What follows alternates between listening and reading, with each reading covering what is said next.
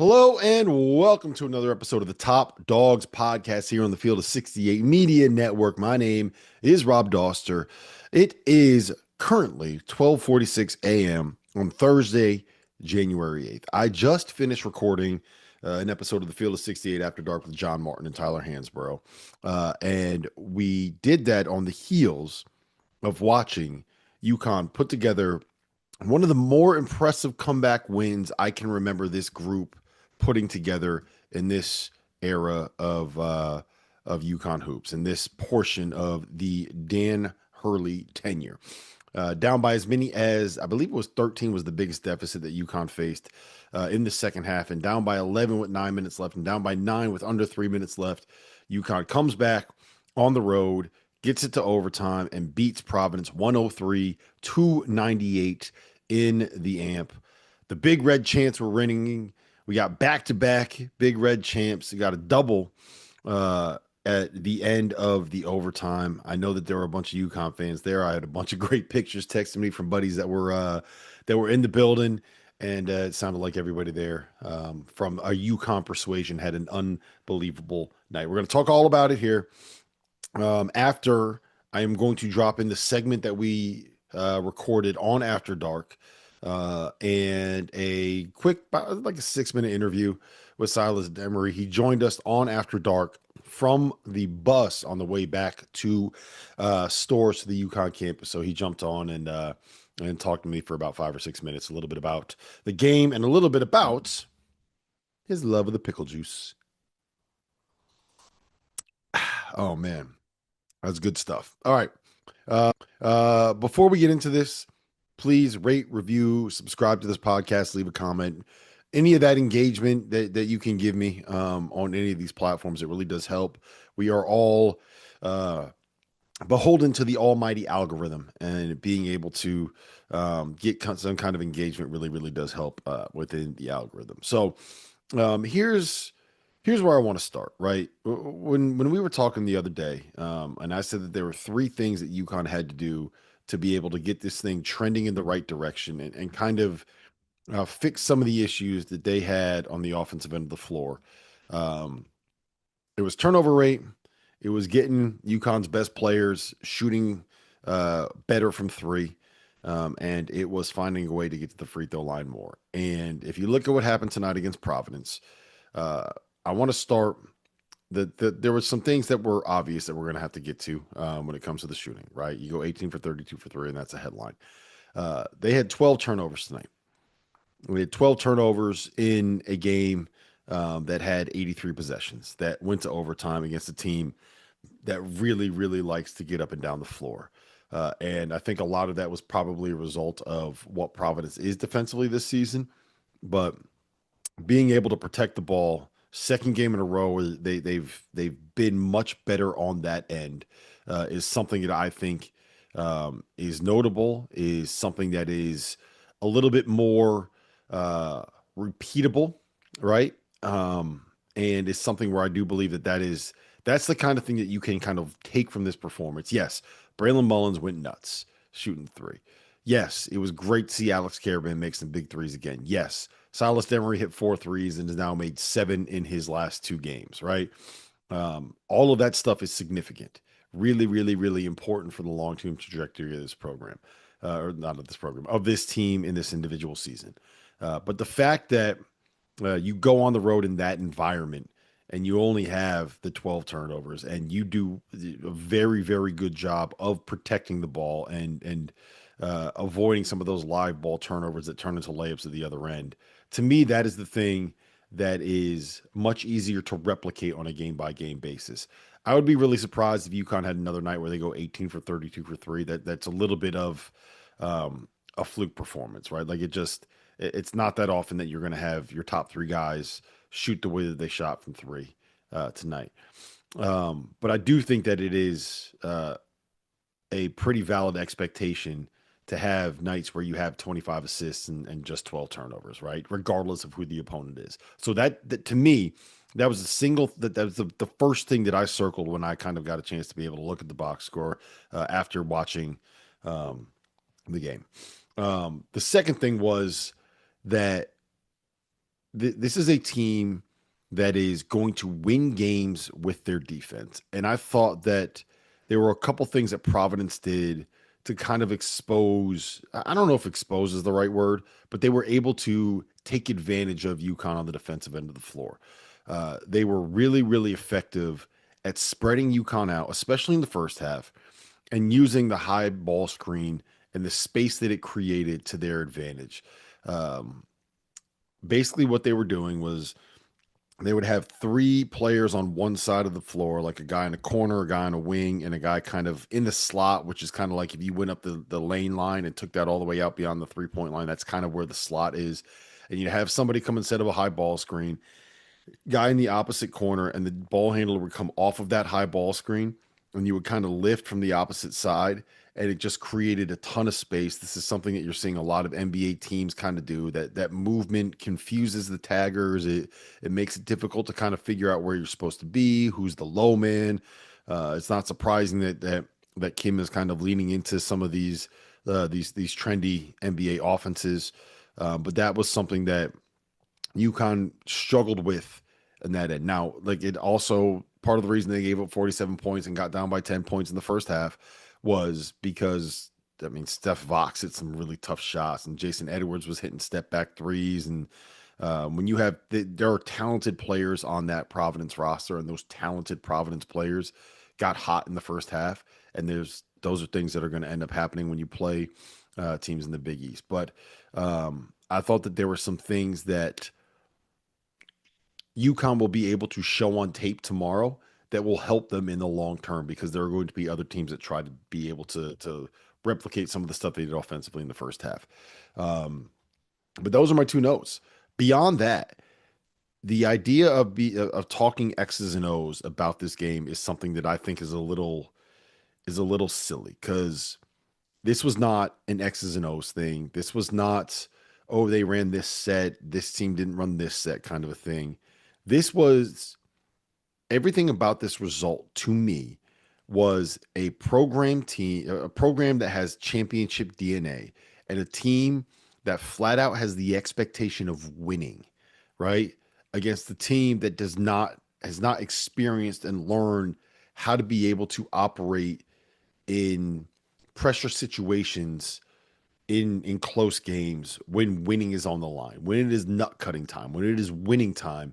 UConn knew what to be able to do, how to be able to operate, and had a confidence about them to be able to execute. And I don't know if Providence necessarily had the uh, same internal fortitude. Maybe that's not the wrong way to put it, but there was an aura of UConn. It felt like UConn said, "We're going to find a way to be able to come back and win this game." And Providence was like, "Oh man, how are we gonna avoid blowing this lead and blowing this game?"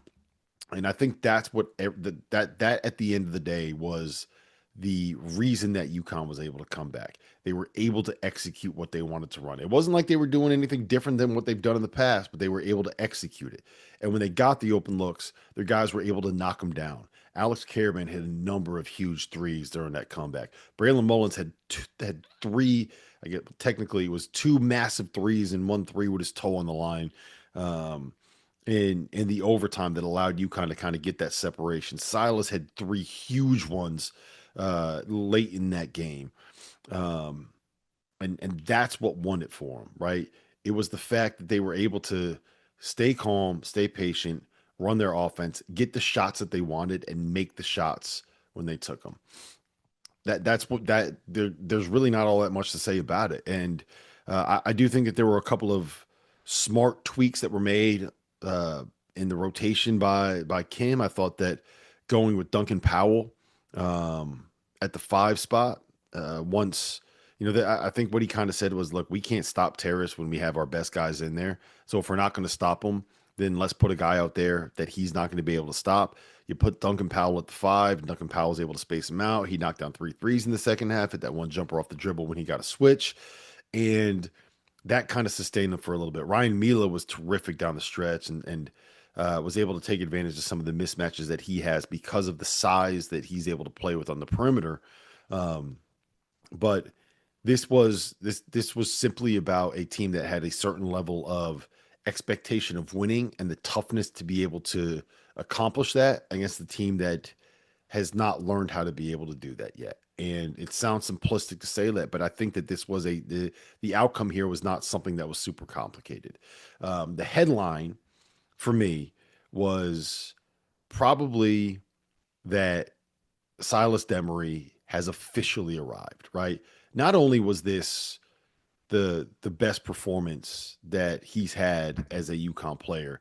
This is going to go down as one of the best road performances that we've seen out of a UConn player in the Dan Hurley era. 23 points on 7 for 11 shooting, 15 assists, 5 steals, and a single turnover. He had at least 3 other plays that I can think of where he was able to save a possession through nothing more than sheer determination and effort. And this this is what we've been expecting of him.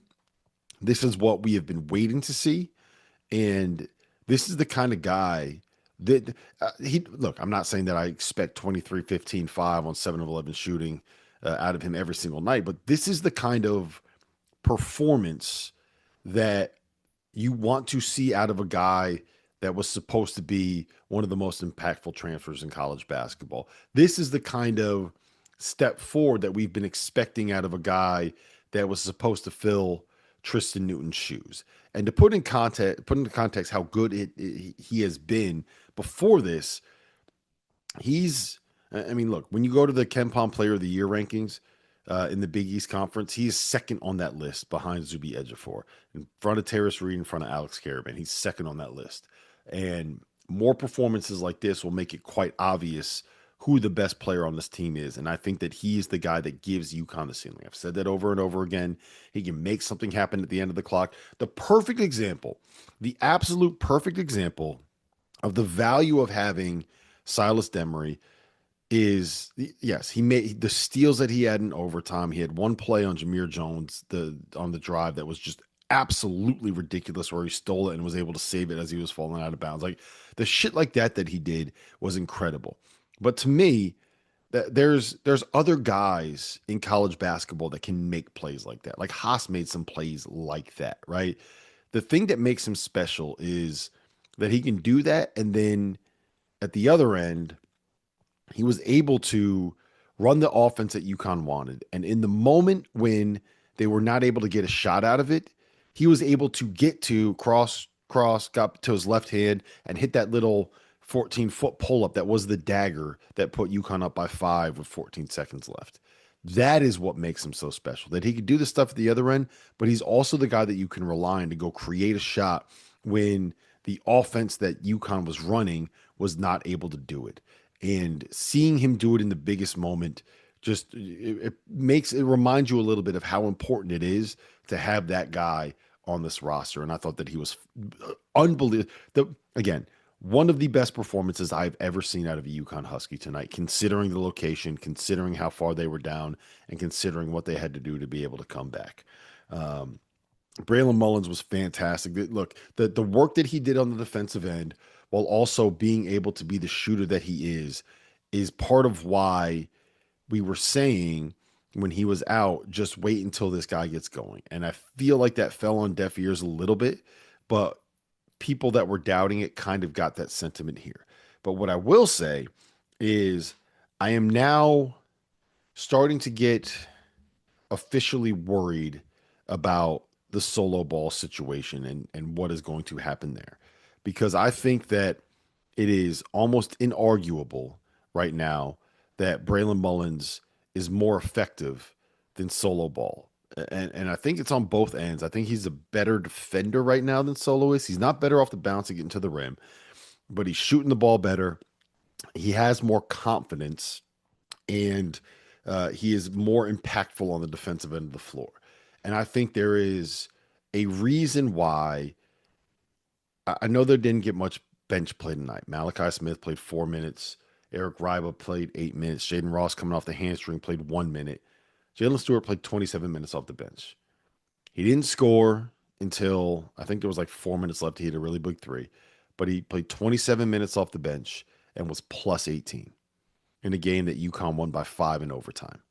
And it's the defense, it's the hustle. He had a couple of loose balls that he saved, right? It is the size of the three spot that he can play with when you're playing in an era with bigger guards and bigger wings.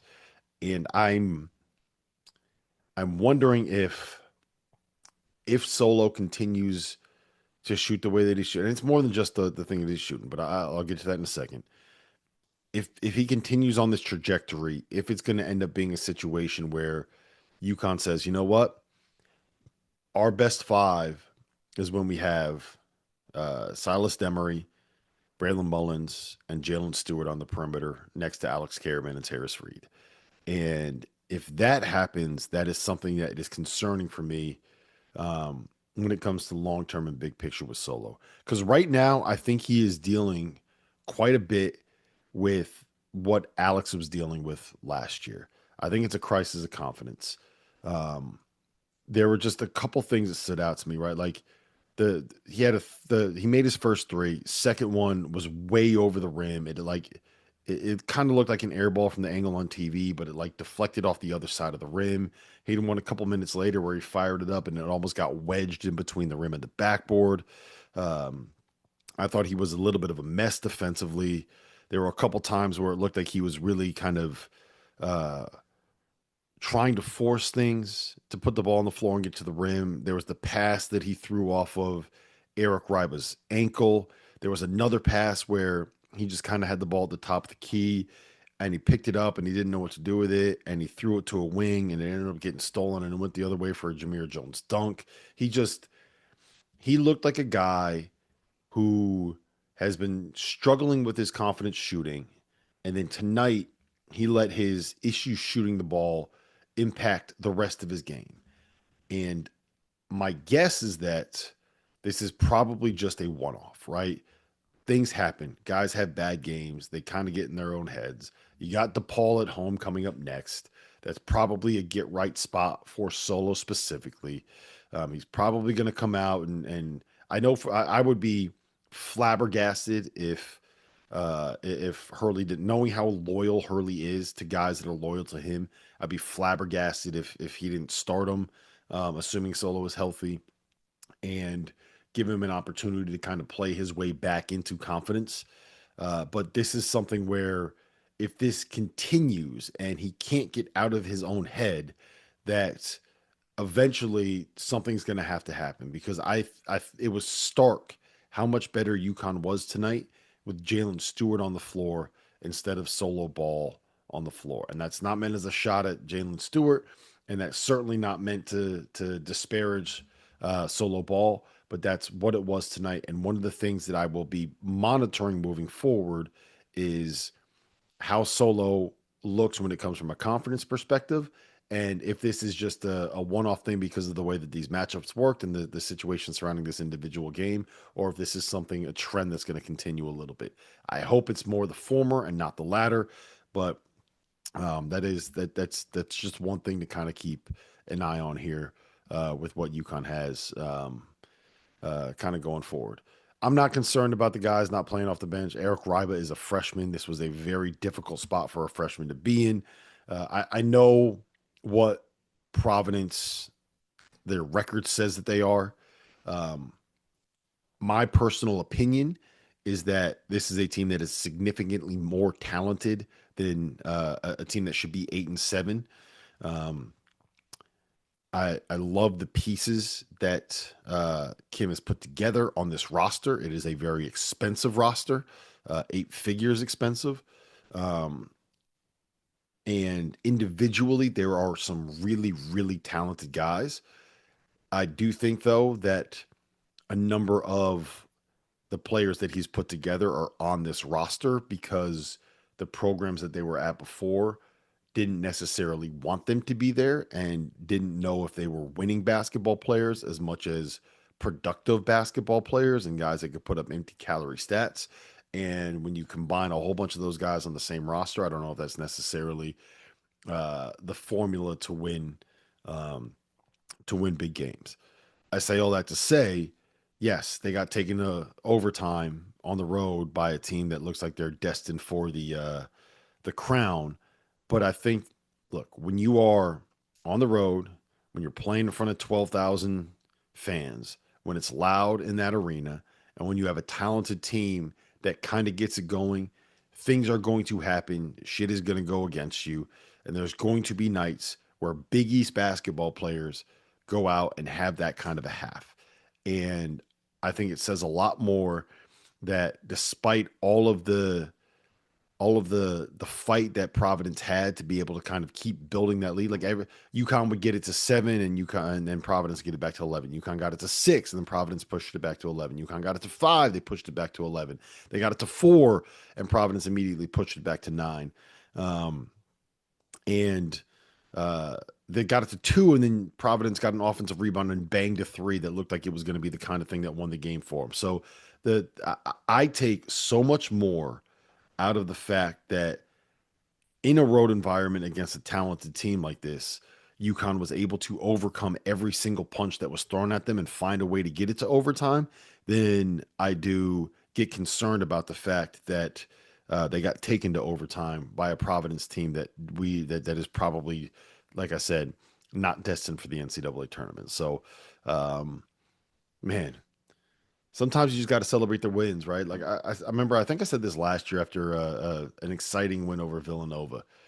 Yes, there's bigger goals for this team, and there's things that we all kind of want to see happen with this group and be able to communally experience, right? When it comes to winning a championship or winning the Big East or doing this or doing that. But at the same time as fans, you got to be able to celebrate the little moments, like the micro, I don't even want to call it a micro victories, but the small wins. You got to be able to celebrate the fact that you can go on the road to your biggest rival, to your local rival, to the fans that you deal with probably more than any other fans, and get yourself down by 13 and get yourself down by 11 with 2 minutes and 50 seconds left and get yourself down by 5 with a minute left and still find a way to win on the road in their building in overtime is something that that we all need to be able to really, really, really enjoy. Yes, there's bigger picture things to kind of look forward to, but if you can't have a great night and celebrate with a pickleback after beating Providence on the road in that fashion, then I don't know what you're a fan for, man. What a night. What a fun night. I am so jealous of every single one of you that was doing the Big Red chant in the amp with it sounded like thousands of other UConn fans. So I hope the people that were there were able to get home safe. I hope the fans that were in attendance enjoy it. And I hope you guys feel the same way I do about this win, about this team, about this program, and about this run. Can't wait to have another game like this. Appreciate you guys listening in. On the other side of the break, we're going to go to the night segment from the Field of 68 After Dark. It was myself, John Martin, and Tyler Hansbrough. And at the end of that segment, you will hear a quick little interview with none other than Silas Demery.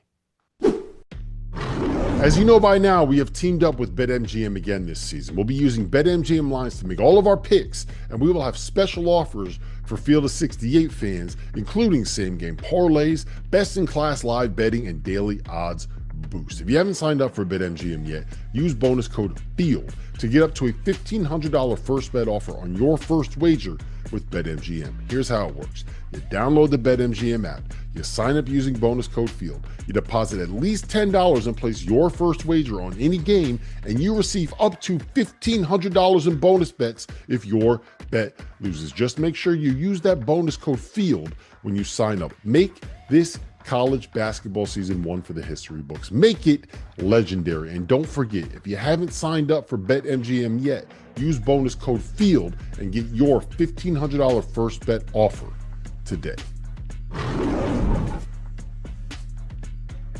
There is no sport in America that is more difficult to follow than college basketball. it can be overwhelming. That's where the Field of 68 Daily comes into play. The Daily is your go-to source for injury updates, recruiting news, and transfer portal additions that actually matter. For just $50 a year, get access to the same information that your favorite team's coaching staff is subscribed for. Quality content can be hard to find in the college basketball space. The Daily is here to help you with that. Rob, let's begin obligatorily with your UConn Huskies, who get it done despite all odds as a 9.5-point favorite on the road in Providence, 103-98 in OT. Silas Demery, who's going to join us, fantastic game. 24 points, 15 assists, 5 steals. I believe Seth Davis posited that he may be the best transfer in the country. You agree with that after tonight's performance? He has not been to date. I think it's very hard to call anyone other than Yaxel Lindenborg right now the best transfer in college basketball. But I still believe, I said it at the time, and I still believe it right now, that Silas Demery is the most impactful guy when it comes to the importance of what he provides the team and the skill set that he has. Now, it's taken him a little while to kind of put it together and figure out how and when he can attack in certain different moments, right? When he should go score, when he should be aggressive, where his eyes need to be, the passes he needs to make. But what he did tonight was unbelievable, man. 23 points, 15 assists, 5 steals, and just a single turnover against Providence. Now, a lot of that probably had to do with the fact that Providence plays defense about as effectively as John Martin would be playing defense out there. But that was the game that UConn has been waiting for out of Silas. That was the performance they've been waiting for out of him. And I think it's a great sign for UConn moving forward that he found a way to be able to get it going the way that he got it going tonight.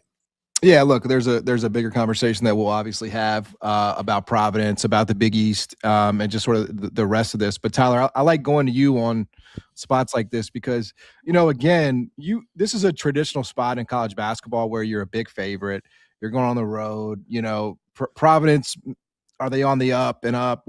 I don't know. Either way, you're a big favorite on the road in conference. So, sometimes, and that was probably a lot of your life as well with the Tar Heels, you were going on the road in the ACC and you were a big favorite. So it looked at times like maybe, the focus and the concentration wasn't all there, but just the fact that they were able to find it when they had to, what does that say about the Huskies? Well, first of all, I've always believed in UConn from day one. I know a lot of people, it took a while for them to convince some people that they were good this year, but I believed them from day one. And the one thing I will say, especially conference games, you're not going to have your best game every single night. And, I didn't think they had a great first half, but one thing I will say is, you look in the second half for Terrace Reed. I think he took over to start the second half. He was a huge factor. And also the young kid, the Braylon Mullins kid, I think he's a freshman. But I think as he improves and really develops and becomes, a little more confident and, finds his rhythm out there, if he gets going and he becomes a player that, I thought that he has the capability of being, hey, listen, UConn is, they are a contender for sure. But the one thing I will say about tonight is this game has to do with culture, and this has to do with a winning mentality that UConn has built. Providence doesn't have that. Kim English hasn't built that. And you can look at this game and be like, Dan Hurley probably outcoached Kim English down the stretch. Providence, it looked like they were going to win. UConn said, no, you're not going to do that. We're going to dig deep, and they got the dub. Yeah, I think go ahead, Rob. Well, no, I was just going to say and Tyler, you could probably speak to this, but there's a mentality when you've won a lot where in a moment like that, the thought process is, okay, how are we going to get back into this? We're going to win this game. How are we going to do it? Whereas the flip side of it, and I don't know if this was what was going on through Providence's head, but this is what happens when you're kind of in those moments. It's just like, oh man, we're gonna blow this thing. I can't believe we're gonna blow this thing. And I don't know if it's just a confidence. I don't know if that's the way that you would phrase it, T. But there's just a mindset of we are going to be coming back in this game. It's just a matter of figuring out how. And I think that's what UConn has, and that's what Providence is still trying to find. Yeah, exactly. And you look at, late in the game, Providence had no timeouts. They had burned all their timeouts. It looked like they were playing not to lose. And the Mila kid, whenever he got that fast break, went behind the back and scooped it with that left-hand layup. I mean, that was – I thought the place was going to erupt. But, I do think that, the ability for UConn to stay in it when they're down big and chip away, that's the way you win these games.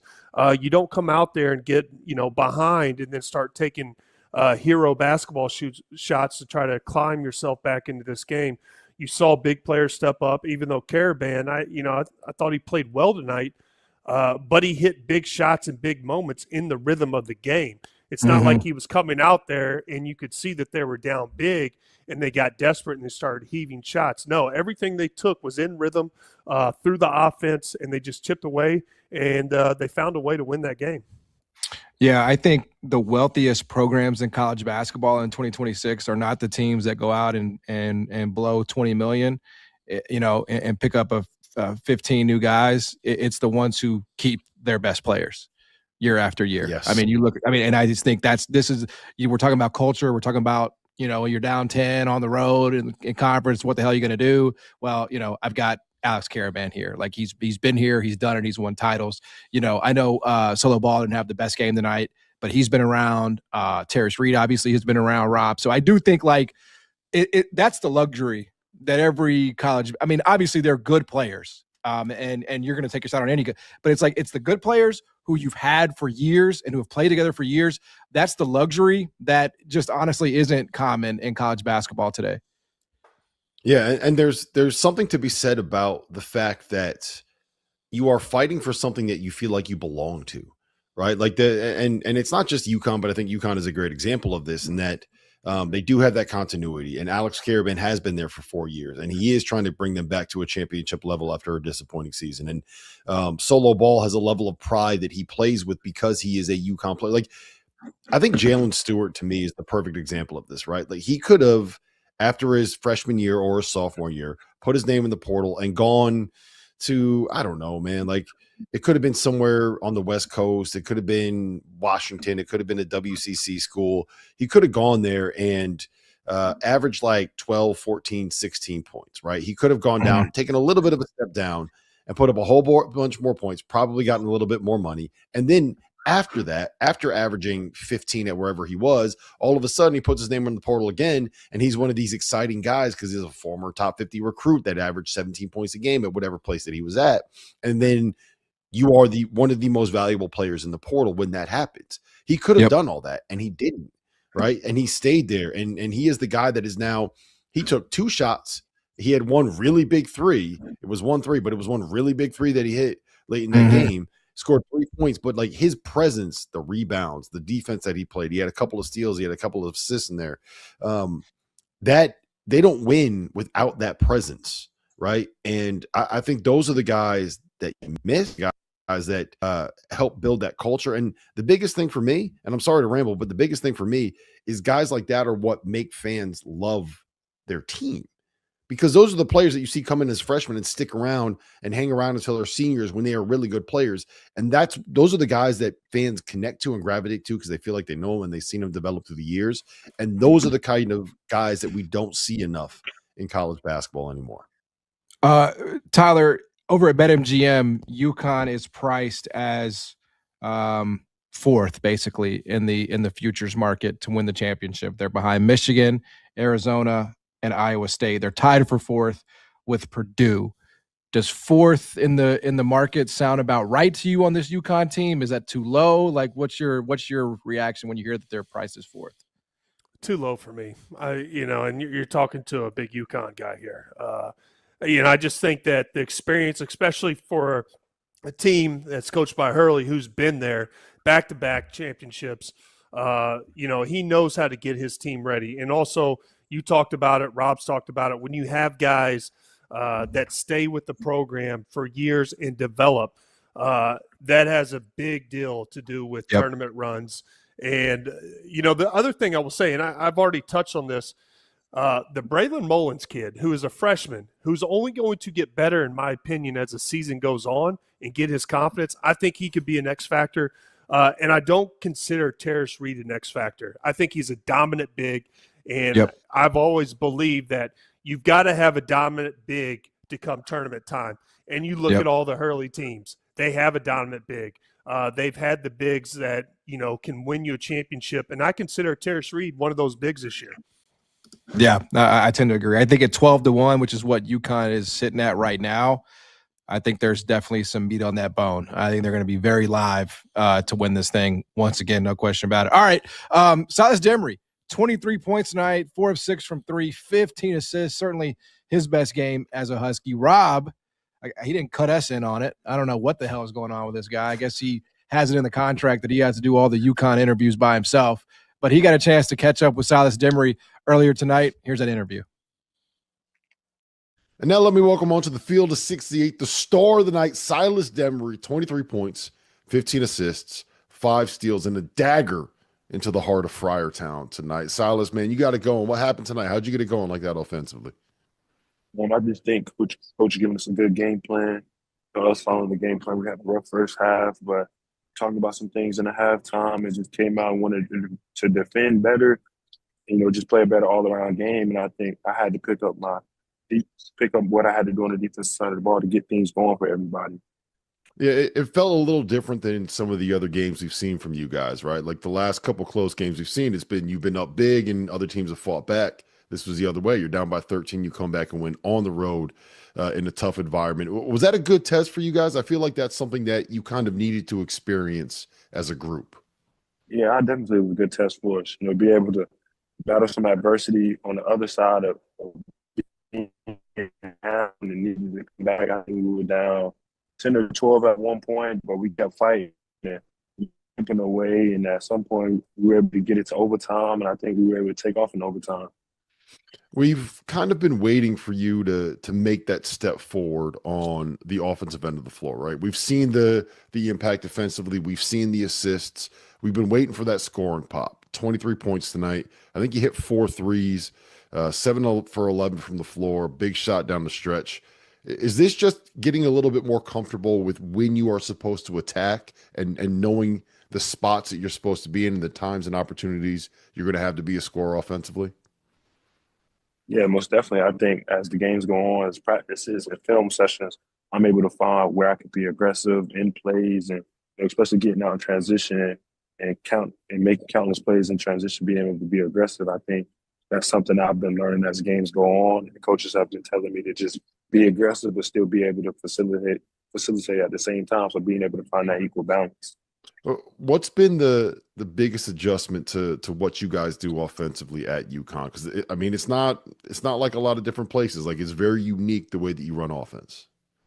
Yeah, I think us just being able to execute and being sharp, and then being able to, when the defense makes that one mistake, being able to capitalize on it every time. And no, for you, for like as you're yeah. getting used to as a point guard in this offense, like has it been a little bit difficult to kind of adjust? Like it's not what you guys were doing at Georgia last year.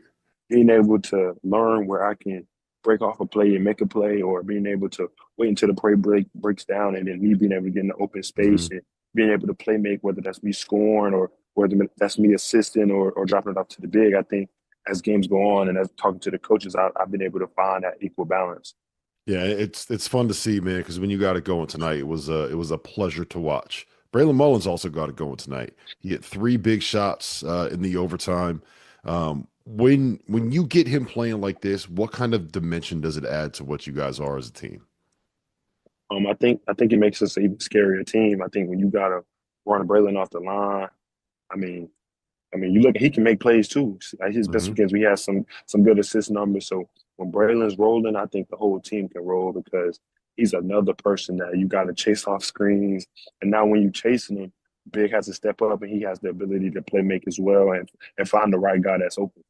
Yeah, and when he's running off screens and when Silas is running off screens, it's a nightmare for defenses. It's also a nightmare to try to deal with Alex Karaban. I don't think people really understand the value what this dude provides, right? Because he's such a blender. He makes everything around him work. And you don't necessarily see it in the stats. He had 23 tonight, hit a couple big shots, but like, how important is Alex Karaban to what you guys do?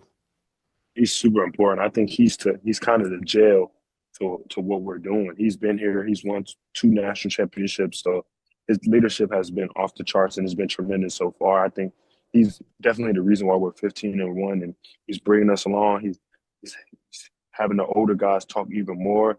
And like you said, he blends in a lot, but his IQ of the game, being able to read what the defender's going to do. If he go under, he's going to stop, and I'm going to hit him for that open shot. So him just being here and him getting us up to speed with all that's going on within the offense and the defense it's just been great so far, and we just trying to build on it every game.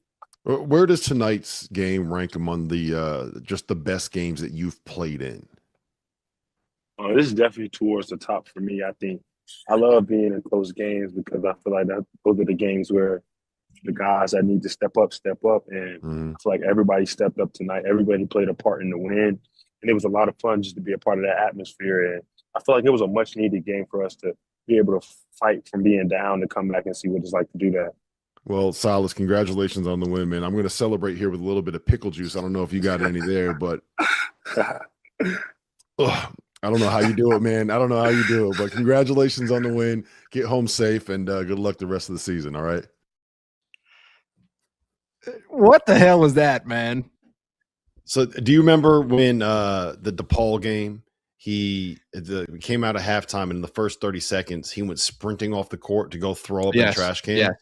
The reason he threw up in the trash can was because he drank too much pickle juice with electrolytes at halftime. So what they've done is if you take a video of yourself taking a shot of pickle juice with electrolytes in it, they've done that as a fundraiser. Everyone takes a video and then donates to the Husky Ticket Project. It's been a UConn fundraiser. Oh, got it. So, okay. Took a shot of pickle juice to raise a little bit of money. That's got a problem with that, John? No, the only time I ever drank pickle juice is when they told me it would help me pass a drug test. So I don't know if that's true or not because it was disgusting, and I didn't pass. That's a different day, different story for a different day. I do want to talk about the Providence side of this, the Providence angle, though, Rob, because this was a big opportunity for them tonight. You had UConn on the ropes, right? I mean, as far as they can be on the ropes here, even though 10 for them doesn't really seem like much. They don't get it done. They don't cash in on the opportunity. With the rest of the Big East, is there going to be enough for them, to try to put a tournament resume together as an at-large the rest of the year? I think that's the issue. Very top-heavy and maybe not as many opportunities as they would like. Well, this was their chance, man. This was the chance, right? Like, you're up by 13 at home against UConn in a season where your best win to date was what you got against St. John's the other day, right? And that's a great win. I'm not trying to play down winning at St. John's and making the comeback that they made, but you look at the rest of their schedule, they are 8-7 on the season, and their best win outside of St. John's is what, Penn State, which, like, unless they're playing Michigan at home, is not very good. So Providence has a lot of work to do, and there is the only other opportunity that they are going to have to be able to get a marquee win is UConn on the road. And I just don't see Providence going into Gamble Pavilion and winning that game. This was a huge opportunity that they let slip through their fingers. And the interesting thing for me about the conference, guys, is Villanova beat Seton Hall beat Creighton beat Villanova, right? Is it, if you're fighting for, if those are the three teams that are fighting for the 3rd/4th/5th/whatever number of bids that you're going to get from the Big East, is it a good thing that they're kind of sharing the wealth, or do you want one or two of them to kind of roll through everybody and pick up all the wins? You know what I mean? Like, is there going to be enough there for you to get 3 or 4, maybe 5 bids with St. John's? Or are you just kind of hoping, like, I don't know, man, maybe we just need 2 of them to go out and win everything? Well, I mean, you need, what? If you're talking about the Big East, you need 4 or 5 consistent quad 1 opportunities. I mean, I think you can't just have 2 like shots in the league. Like, that's not what the Big East aspires to be. Like, oh, we got 2 great teams and the rest is shit. I mean, that's not what it's what it's been, but it's not what they aspire to be. And it's certainly not what everybody sold me on it being when rev share kicked in and they don't have to split money with football. But everybody keeps telling me, don't worry, that's next year. And then they'll tell me next year, don't worry, it'll be next year. It is time. They have the wiggle room for the money to be spent, but the administrations have to make the decision to spend the money. Now, The thing about Providence is their administration made the decision to spend the money. Like they are up there among the top probably 25 most expensive rosters in college basketball. And not we'll talk about some other teams that spend a lot of money, St. John's, Kentucky specifically, that aren't having successful seasons, and Providence has to be right there with the money that's spent, the talent on the roster.